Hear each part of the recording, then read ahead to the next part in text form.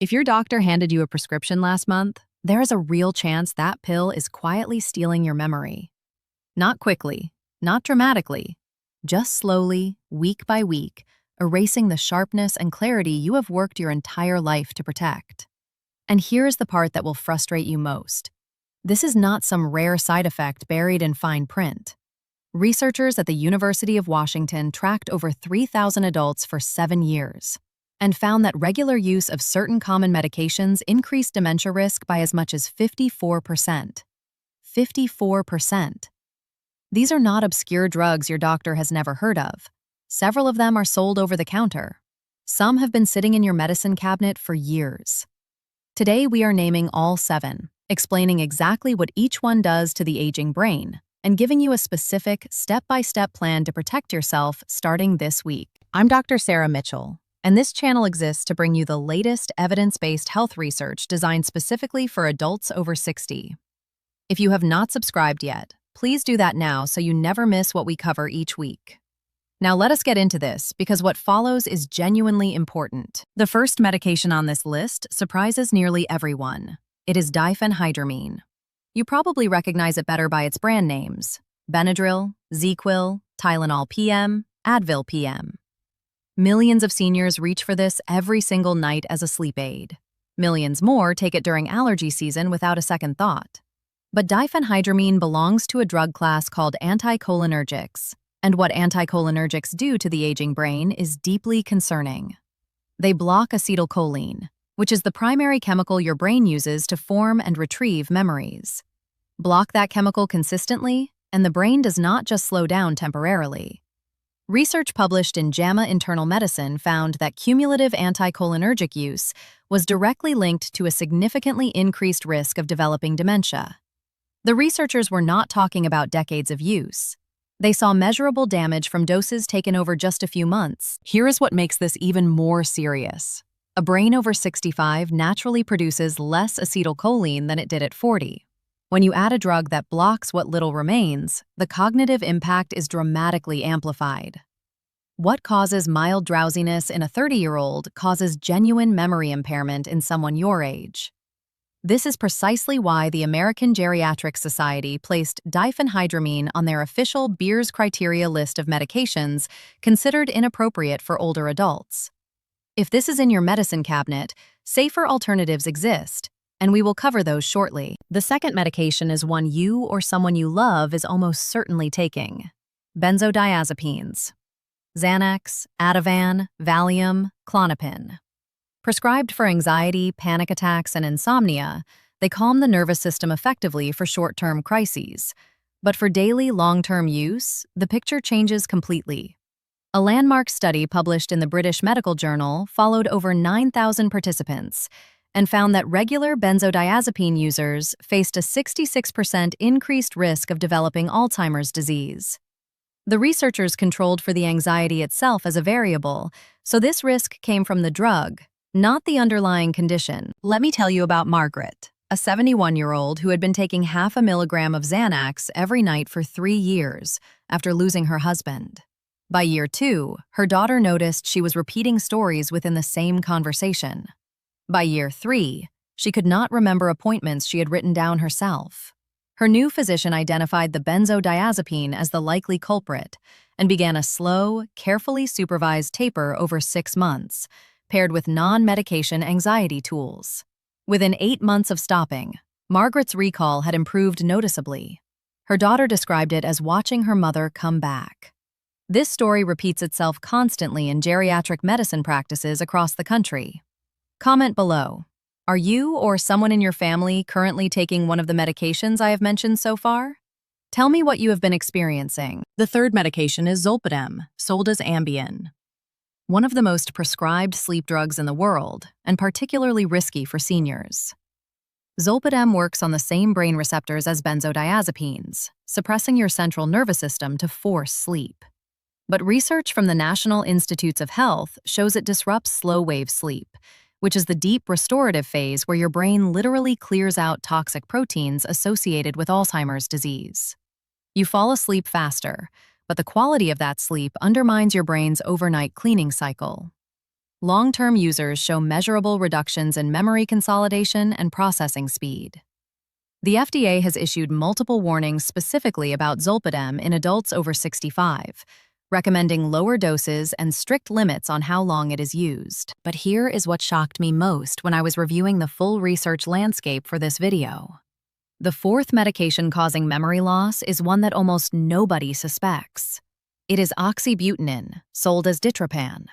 Physicians prescribe it widely for overactive bladder and urinary incontinence, conditions affecting a huge percentage of adults over 60. Oxybutynin is arguably one of the most potent anticholinergics in clinical use. It crosses into the brain easily and aggressively blocks the same memory-forming pathways we just discussed. Brain imaging studies have shown measurable reductions in metabolic activity in patients taking oxybutynin regularly. If you have this prescription, an alternative medication called mirabegron addresses the same bladder condition without carrying the same cognitive risk profile. That conversation with your prescribing doctor is worth having soon. The fifth medication is among the most debated subjects in modern medicine. Statins. Atorvastatin, simvastatin, rosuvastatin. Prescribed to tens of millions of seniors to manage cholesterol, these medications offer clear cardiovascular benefits for many patients. But a significant subset of users, and research suggests it may be as many as 1 in 5, experience what the FDA now officially recognizes as cognitive side effects, including confusion and memory loss. The proposed mechanism involves the brain's own cholesterol supply, which is entirely separate from cardiovascular cholesterol, and plays a critical role in maintaining nerve connections and synaptic function. This does not mean stop your statin today. It means if you have noticed cognitive changes since starting a cholesterol medication, that connection deserves investigation and a direct conversation with your physician about your individual risk-benefit profile. The sixth medication is a class of antidepressants called tricyclics.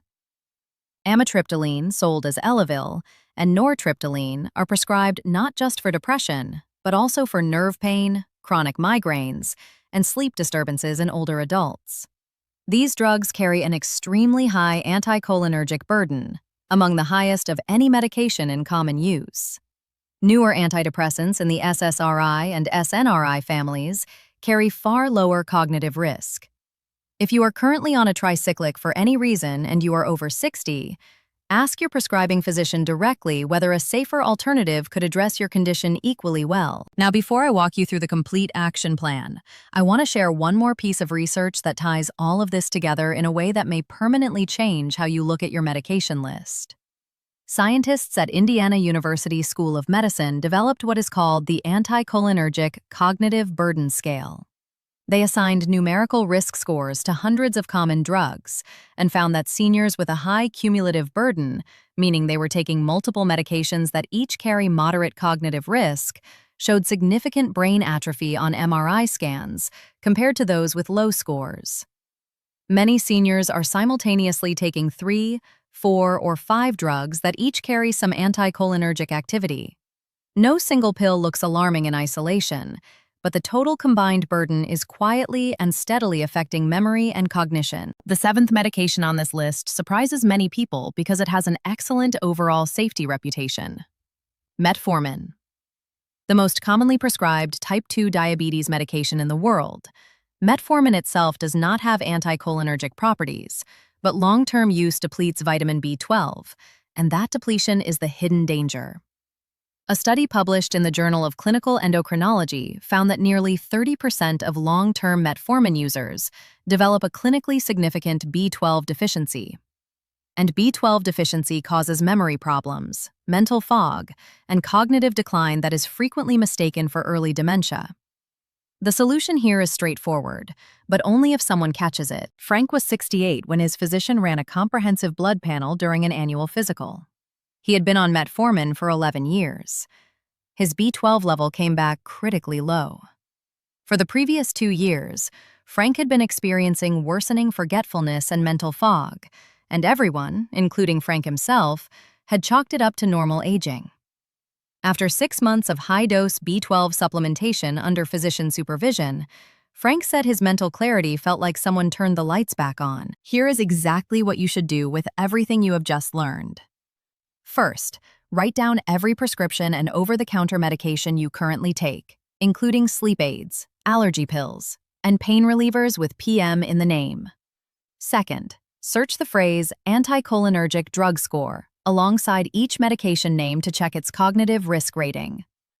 Third, bring that complete list to your next doctor's appointment and ask your physician specifically to review your total anticholinergic burden. Request safer alternatives for any high-scoring medications.